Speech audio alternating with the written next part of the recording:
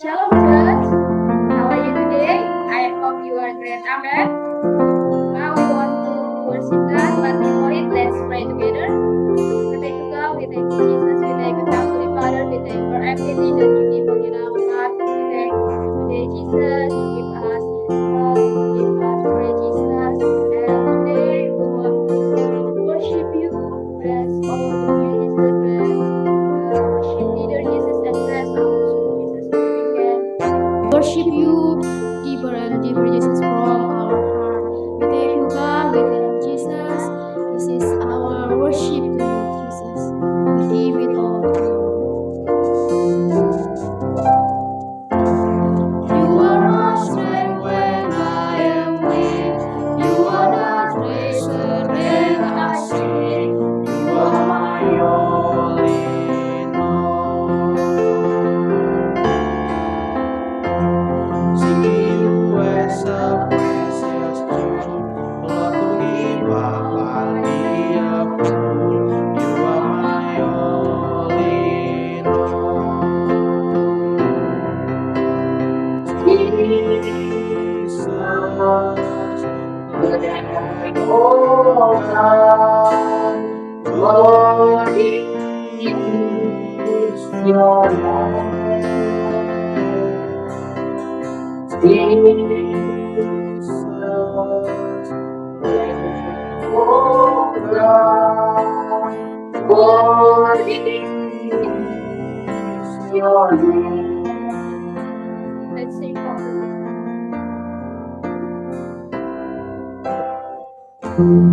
begging my sin, my cross, my sin, rising again, I bless your name. Before my only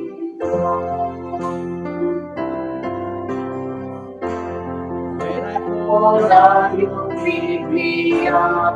When I am high, you fill my cup. You are my all in all. Jesus, Lamb of God. Jesus, Lamb of God, glory is your name. Jesus, Lamb of God, glory is your name. Jesus, Lamb of God, glory is your name. Jesus, Lamb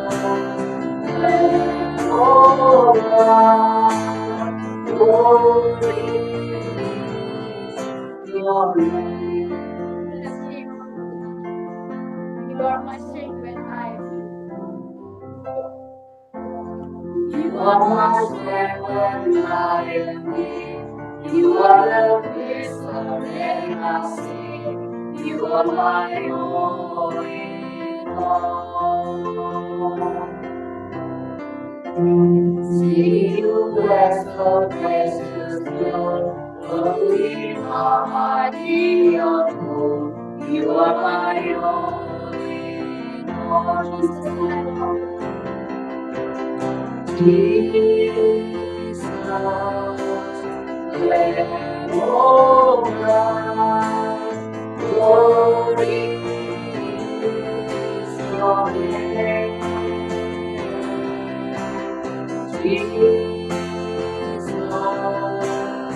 Lamb of God, glory is your name. Jesus, Lamb of God, glory is your name. Jesus, Lamb of God, glory is your name. Jesus, Oh God, glory is your name. Jesus, let oh God, glory is your name. Glory is your name. Glory is your name. Salam saudara kekasih di dalam nama Tuhan Yesus. Sangat senang kembali dapat bersuah dengan saudara-saudara, khususnya jemaat GBI Apia yang ada di CBD Polonia, Cemara, Setiabudi, Stabat, dan juga yang ada di Binjai. Dimanapun saudara berada, terutama saudara juga yang mengikuti program Renungan Pagi pada pagi hari ini. God bless you all. Namun sebelumnya, mari kita satukan hati, kita berdoa terlebih dahulu. Kembali kami mengucap syukur ya Tuhan, tak henti-hentinya karena Engkau baik. Terima kasih untuk pagi hari yang indah ini Tuhan. Kau masih memberikan napas kehidupan bagi kami, kesehatan yang prima, tuntunan pernyataan, kekuatan dan pengurapan. Dan biarlah kiranya Tuhan, sebelum kami melakukan kegiatan, aktivitas kami sepanjang hari ini, kami datang ingin mendengarkan sabda-Mu, karena kami tahu firman-Mu sungguh sangat berkuasa dan hidup. Sehingga apapun yang kami lakukan sepanjang hari ini, semuanya boleh berbuah berlipat kali ganda. Di dalam nama Tuhan Yesus kami telah berdoa dan mengucap syukur. Haleluya. Amin. Amin. Saudara kekasih di dalam nama Tuhan Yesus, pada renungan pagi hari ini saya mengangkat topik saudara ya, salib mengubah segalanya. Saudara, tentu ini sesuatu hal yang sangat menarik ya ketika kita berbicara tentang salib. Saudara kekasih di dalam nama Tuhan Yesus, salib Kristus adalah pusat keselamatan. Salib adalah titik yang penting, titik di mana segala sesuatu tentang Injil bertemu. Jika Anda bertanya kepada seorang Kristen dalam satu kata, bagaimana cara Allah menyelamatkan orang berdosa? Maka respon iman yang sehat akan segera menjawab dengan penuh keyakinan, yaitu salib, cross. Saudara, tentu saja iman yang sehat juga akan bertanya. Ya. Yang pertanyaannya seperti ini. Bolehkah saya menjawab lebih dari satu kata? Saudara, ya salib menjadi pusat yang bermakna hanya ketika diakui sebagai pusat dari sesuatu yang lebih luas. Keselamatan dalam 7 istilah mungkin terdiri dari salib, inkarnasi, kebangkitan, dan kenaikan, serta Bapa, Putra, dan Roh Kudus. Keselamatan dalam 20 kata bahkan bisa menjelaskan lebih banyak ide yang terkandung dalam jawaban yang lebih pendek. Ribuan lidah bernyanyi, memuji Tuhanku, tulis Charles Wesley, seorang teolog yang luar biasa pada zamannya. Dalam himnenya, dia mengatakan, iman Kristen sangatlah fasih dan mengesankan ketika membahas tentang keselamatan. Sebagai seorang teolog, saudara, ya, saya juga senang menjelaskan kepada Anda tentang keselamatan dengan menggunakan sebanyak mungkin kata yang Anda mau. Namun, dorongan untuk menguraikan kebesaran Tuhan dalam karya keselamatan sama kuatnya dengan dorongan untuk meringkaskan seluruh pesan menjadi poin utama. Saudara kekasih di dalam nama Tuhan Yesus, meski demikian, pernyataan ringkas selalu dimaksudkan untuk mengingatkan kita pada realitas yang lebih besar. Setiap kali kita mengatakan sesuatu tentang salib, kita hampir selalu menggunakan kiasan yang disebut metonimia. Sebuah kata menjadi metonimia ketika kita menggunakannya untuk merujuk pada sesuatu yang lain. Biasanya sesuatu yang lebih besar yang terkait erat dengannya. Ketika Paulus berkata bahwa ia hanya bermerga, sebagaimana dicatat di dalam Galatia pasal 6 ayatnya yang ke-14, di sana dikatakan demikian. Dalam salib Tuhan kita Yesus Kristus, sebab olehnya dunia telah disalibkan bagiku dan aku bagi dunia. Wow, luar biasa saudara ya. Benar-benar amazing. Dia memakai suatu benda, yaitu sebuah kayu besar yang digunakan sebagai alat hukuman mati, untuk merujuk kepada sesuatu yang lain. Kematian Yesus dan efeknya dalam mendamaikan kita dengan Allah. Demikian pula ketika orang-orang Kristen menyanyikan lagu-lagu tentang salib, kita sangat menyadari bahwa apa yang kita hargai bukan hanya salib tua yang kasar, tetapi anak Allah yang menggunakan salib itu pada karyanya dalam mencari dan menyelamatkan yang hilang. Salib berarti Kristus tersalib. Semua ini melintas di benak orang Kristen dalam sekejap ketika kata salib disebutkan. Saudara, kini mari kita berpikir lebih luas ketika kita berbicara tentang Kristus yang disalibkan. Sesuatu yang lain juga melintas di benak orang Kristen. Kehadiran Kristus yang bangkit dan naik ke surga, yang di hadiratnya, saudara, saya mengatakan kata-kata ini dan Anda dapat mendengarkan. Dialah yang berkata seperti ini, saudara, sebagaimana dicatat di dalam Wahyu pasal 1 ayatnya yang ke-18. Di sana dikatakan demikian. Telah mati, namun lihatlah aku hidup sampai selama-lamanya. Amin, saudara. Satu ayat atau firman Tuhan yang benar-benar, saudara, ya, sangat perkasa tentunya. Ya. Dan di balik pribadi yang telah bangkit itu, terdapat kedalaman tak terbatas daripadanya, yang kekal sebagai putra Bapa dalam persekutuan Roh Kudus, dalam kehidupan sempurna dari Allah, Tritunggal yang mulia. Semua ini tersirat dalam perkataan orang Kristen tentang kematian Yesus.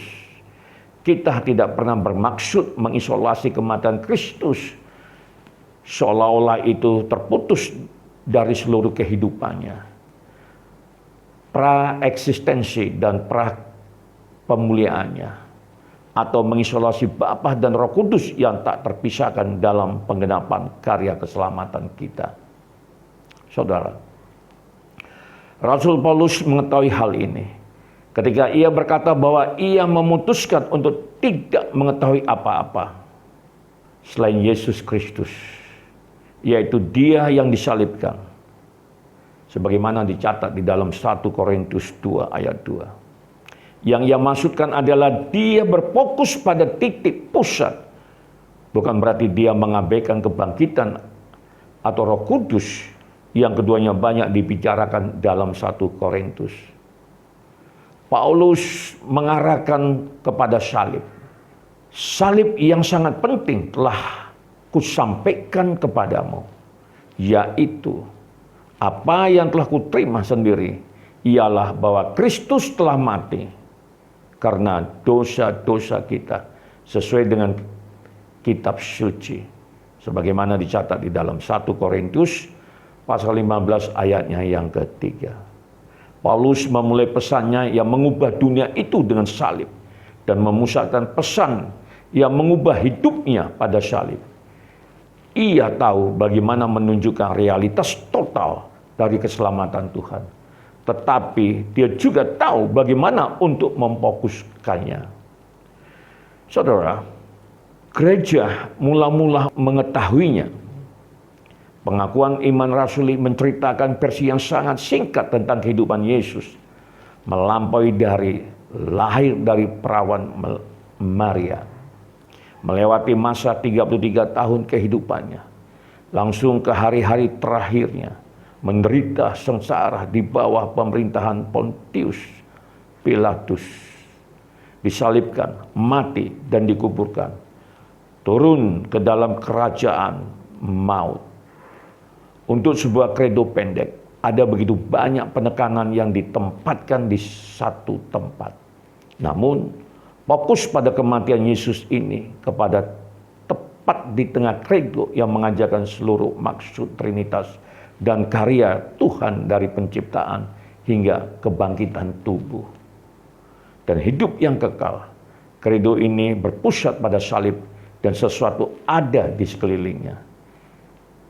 Saudara kekasih dalam nama Tuhan Yesus, sebagaimana saya sampaikan, seorang teolog yang bernama Charles Wesley, saudara, dia mengetahui hal ini. Himnenya mengatakan demikian. Mungkinkah aku beruntung memusatkan perhatian kita pada kematian Kristus yang penuh pengorbanan? Kasih ajaib.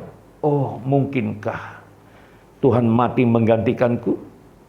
Tetapi kematian yang menakjubkan itu didukung dan dilatar belakangi oleh seluruh doktrin dari Sang Putra Kekal yang karena kasih karunia yang bebas dan tak terbatas tinggalkan tahta mulia, agar orang-orang percaya dimuliakan dalam terang kebenarannya dan menghampiri tahta anugerah.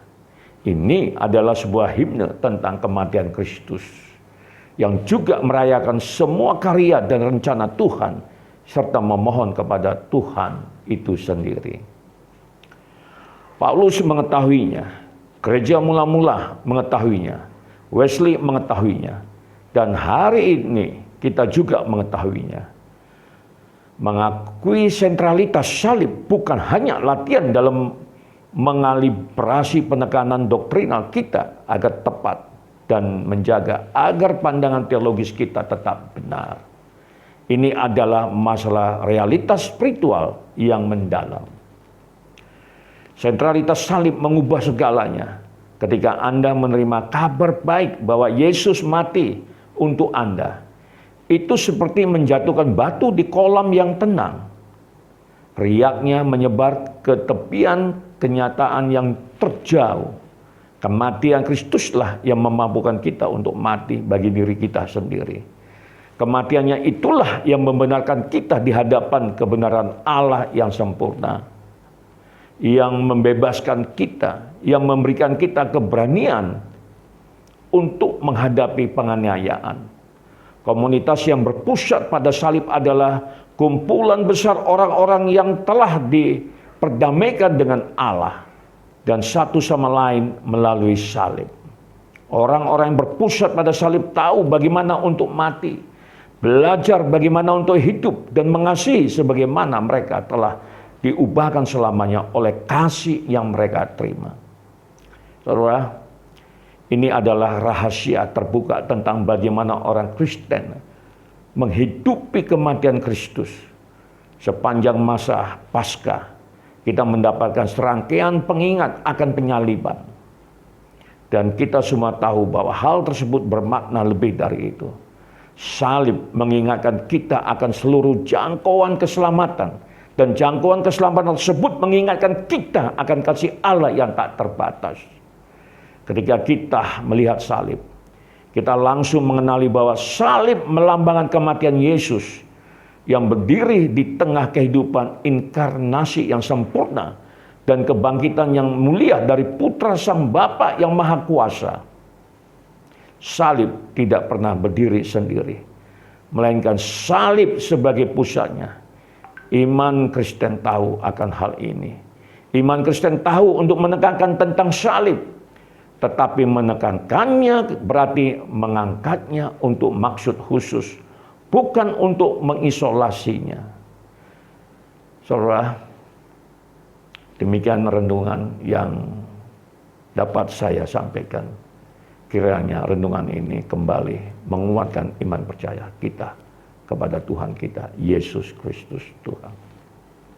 Mari kita satukan hati kita berdoa. Kembali kami mengucap syukur ya Tuhan, karena Engkau baik. Engkau telah mengajarkan kami tentang salib ya Tuhan Yesus. Biarlah Tuhan, apa yang boleh kami dengar pada pagi hari ini Tuhan, itu akan meneguhkan iman percaya kami. Terima kasih Bapa. Di dalam nama Tuhan Yesus, kami telah berdoa dan mengucap syukur. Haleluya. Amin. Amin. Tuhan Yesus memberkati.